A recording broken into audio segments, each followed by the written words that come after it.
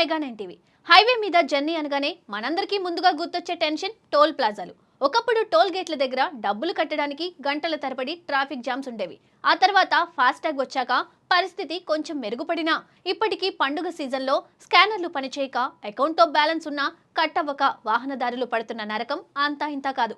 కానీ ఈ కష్టాలన్నిటికీ శాశ్వతంగా చెక్ పెట్టడానికి కేంద్ర రవాణా శాఖ మంత్రి నితిన్ గడ్కరీ ఒక సంచలన నిర్ణయం తీసుకున్నారు.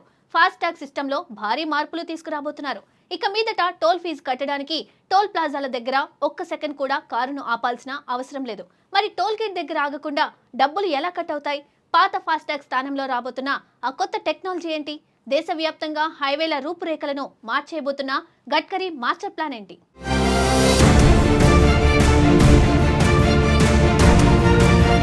మనం ఇప్పటి వరకు వాడుతున్న ఫాస్టాగ్ విధానంలో కారు అద్దం మీద ఉన్న స్టిక్కర్ను టోల్ గేట్ దగ్గర ఉన్న కెమెరా స్కాన్ చేయాలి. అందుకోసం మనం కార్ స్పీడ్ తగ్గించి బూత్ దగ్గర ఖచ్చితంగా ఆగాల్సిందే. కానీ ఇప్పుడు మంత్రి నితిన్ గడ్కరీ తీసుకురాబోతున్న కొత్త సిస్టమ్ పేరు GNSS global navigation satellite system. అంటే సింపుల్గా చెప్పాలంటే ఇది జీపీఎస్ ఆధారంగా పనిచేసే టోల్ సిస్టమ్. దీనికోసం హైవేల మీద ఎక్కడా పెద్ద పెద్ద టోల్ ప్లాజా బిల్డింగ్లు బూతులు ఉండవు. మీ కారుకు అమర్చిన ఒక చిన్న జీపీఎస్ డివైస్ నేరుగా శాటిలైట్తో కనెక్ట్ అయి ఉంటుంది. మీరు హైవే ఎక్కిన దగ్గర నుండి దిగే వరకు మీ కారును అంతరిక్షంలో ఉన్న శాటిలైట్ ట్రాక్ చేస్తూనే ఉంటుంది. Logistics power summit and awards 2026 కార్యక్రమంలో మాట్లాడిన నితిన్ గడ్కరీ డిసెంబర్ 2026 నాటికి అనేక జాతీయ రహదారులపై అవరోధ రహిత టోల్ వ్యవస్థను అమలు చేయాలని ప్రభుత్వం ప్రణాళిక రూపొందిస్తున్నట్లు తెలిపారు.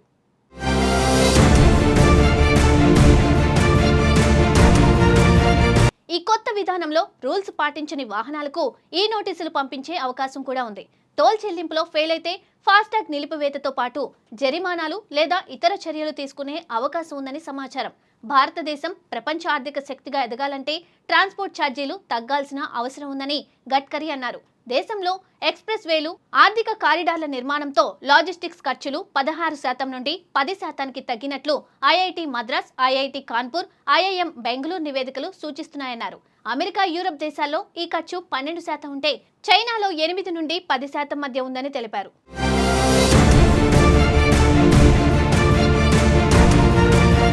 ఈ సిస్టంలో ఉన్న అతిపెద్ద లాభం ఏంటంటే పాత పద్ధతిలో మీరు టోల్ గేట్ దాటితే చాలు కిలోమీటర్ ప్రయాణించినా సరే ఆ టోల్ పరిధిలోని మొత్తం డబ్బులు కట్ అయిపోయేవి. కానీ కొత్త టెక్నాలజీలో అలా జరగదు. మీరు ఖచ్చితంగా హైవే మీద ఎన్ని కిలోమీటర్లు ప్రయాణించారో శాటిలైట్ లెక్కగట్టి ఆ కిలోమీటర్లకు మాత్రమే మీ అకౌంట్ నుండి ఆటోమేటిక్గా డబ్బులు కట్ చేస్తుంది.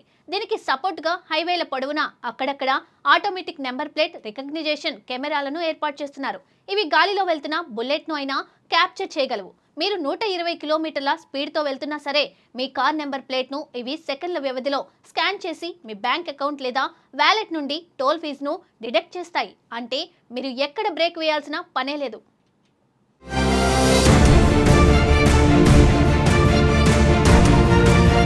ఇక దేశం తన చమురు అవసరాల్లో 87% దిగుమతులపై ఆధారపడుతుంది.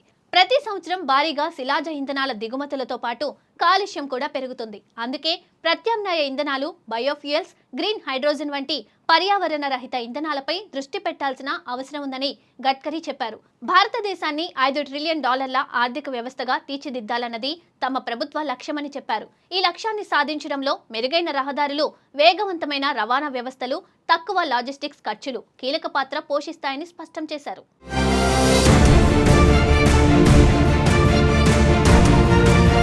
టైమ్ ఈజ్ మనీ అనే కాన్సెప్ట్ తోనే నితిన్ గడ్కరీ ఈ మాస్టర్ ప్లాన్ అమలు చేస్తున్నారు. టోల్ గేట్ల దగ్గర కార్లు, లారీలు ఆగడం వల్ల దేశవ్యాప్తంగా ప్రతిరోజు కోట్ల లీటర్ల పెట్రోల్, డీజిల్ వేస్ట్ అవుతుంది. వాతావరణ కాలుష్యం పెరుగుతుంది. అదే వాహనాలు ఆగకుండా వెళితే ట్రాన్స్పోర్ట్ స్పీడ్ పెరుగుతుంది. సరుకుల డెలివరీ ఫాస్ట్గా జరుగుతుంది. ఆటోమేటిక్గా దేశ ఆర్థిక వ్యవస్థ వేగంగా పరుగులు తీస్తుంది. ఇప్పటికే కొన్ని ఎక్స్ప్రెస్ వేలలో ఈ ప్రాజెక్టును పైలట్ పద్ధతిలో టెస్ట్ చేస్తున్నారు.